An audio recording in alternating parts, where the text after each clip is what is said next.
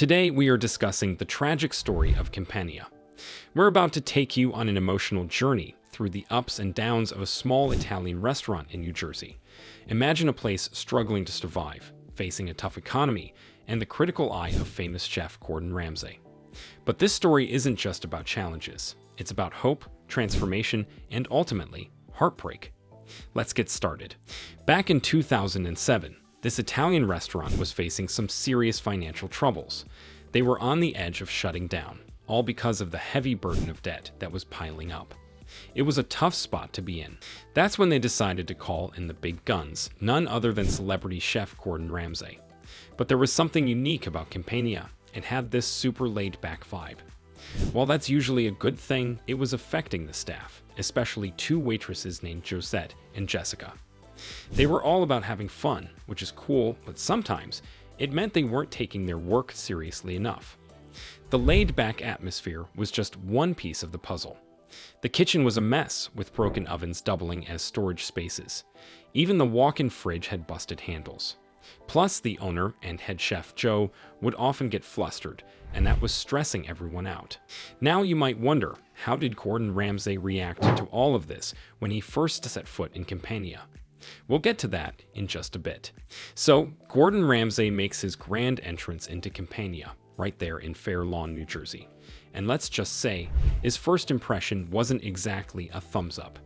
He looked around and something about the place didn't quite sit right with him. Maybe it was the fact that it was nestled in a strip mall, but hey, Gordon's all about the food, right? As he steps inside, he's greeted by Josette, one of the waitresses, who then goes to fetch Joe, the owner. But what's the first thing that catches Gordon's eye? Well, he notices Joe waving his hands around a lot, like a whole lot. Joe even points out that he's from southern Italy, and it's kinda a thing. Inside the restaurant, things weren't looking great. Gordon Ramsay decided to give Campania's dishes a taste test. He tries the tortellini soup, the ravioli, and the pistachio cranberry crusted chicken. But here's the kicker, they didn't quite meet his expectations. The soup was a bit bland, lacking that punch of flavor you'd expect. Then, the ravioli had too much garlic and was drowning in sauce. And finally, the pistachio cranberry crusted chicken was dry and overly sweet.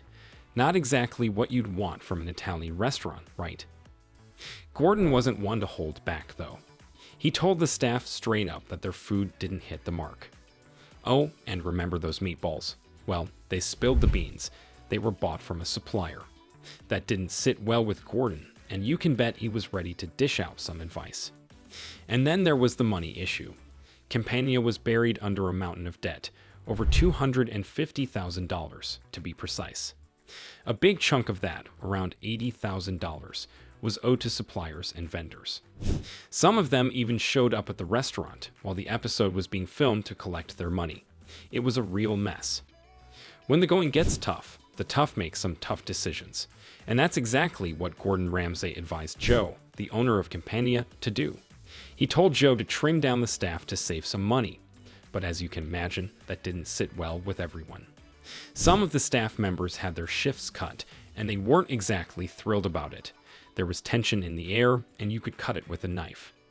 Gordon basically told a few folks to take a hike as they left their shifts. It was a real shakeup. Now picture this. It's dinner time at Campania, and Gordon Ramsay is there to observe. But what he sees isn't exactly a smooth operation. The kitchen is in chaos, orders are piling up, and the cooks are struggling to keep up with the demand. Customers in the dining room are getting antsy, and some are even resorting to desperate measures like ordering a pizza because they couldn't wait any longer for their food. Yeah, it was that bad. The whole place was starting to look more like a circus than a restaurant. Campania had a habit of serving up huge portions, and it wasn't just the food that was going to waste. It was Joe's profits, too. Gordon Ramsay took a good, hard look at this issue and decided it needed fixing.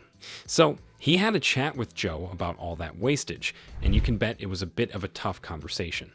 But Joe had his reasons. He believed that's what customers wanted, those giant servings.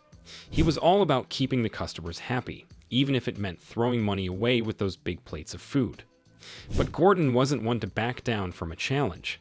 He came in with a plan, and boy, did things start changing. First, he introduced a new star on the menu, the signature dish, meatballs. And you know what? Joe and the staff loved the idea. But the changes didn't stop there.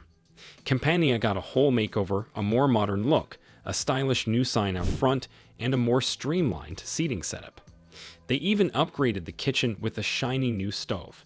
Plus, those gigantic plates were gone. Gordon brought in some smaller ones. And to give the restaurant a boost, they hit the streets with a branded truck and t-shirts shouting, "New Jersey's best meatballs." It was all about getting the word out there. Campania was getting a fresh start, and it showed, both in how it looked and what it served. Now, here's where things start looking up for Campania. With Gordon Ramsay's expert advice and some big changes, the restaurant went through a successful relaunch. More customers were walking through the door, and they were ordering up a storm. Sales went through the roof, tripling what they used to be. It was like a whole new beginning. The bingo competition played a big part in this success. It got everyone excited about the menu items, and it sure did its job. Campania was back in action, and it was all about quality over quantity. But just when things were looking up, tragedy struck. Joe Cerniglia, the man behind Campania, faced some tough times in his personal life. He had separated from his wife, Melissa, and started a new chapter with Jessica, one of the waitresses from the restaurant. Then came the shocking news Joe had overdosed. It was a dark and troubling moment. He faced legal troubles and was charged with being under the influence of narcotics. It was a painful twist in a story that had shown so much promise. After the tragic passing of Joe Cerniglia, there was a difficult decision to make, selling Campania. Just 8 days after Joe's untimely death, the restaurant changed hands. But it wasn't a smooth transition. Legal disputes arose over life insurance policies, adding to the already painful situation. Campania's story didn't end there, though. A new Italian-American eatery stepped in to take its place, called Sage Restaurant. It opened its doors in March 2012 and has been serving up delicious meals ever since. So, what happened to the folks we got to know during Campania's journey? Evan Cerniglia, who you might remember as a little boy in the episode, grew up to pursue his passions in the creative field. He's an actor, director, and writer making his mark. And Jessica Mara, one of the waitresses from Campania, continued her culinary journey. She became a pastry chef and even appeared on Food Network's Sweet Genius in 2012. It's a reminder of the ups and downs in the restaurant industry, but also the resilience of those who work in it.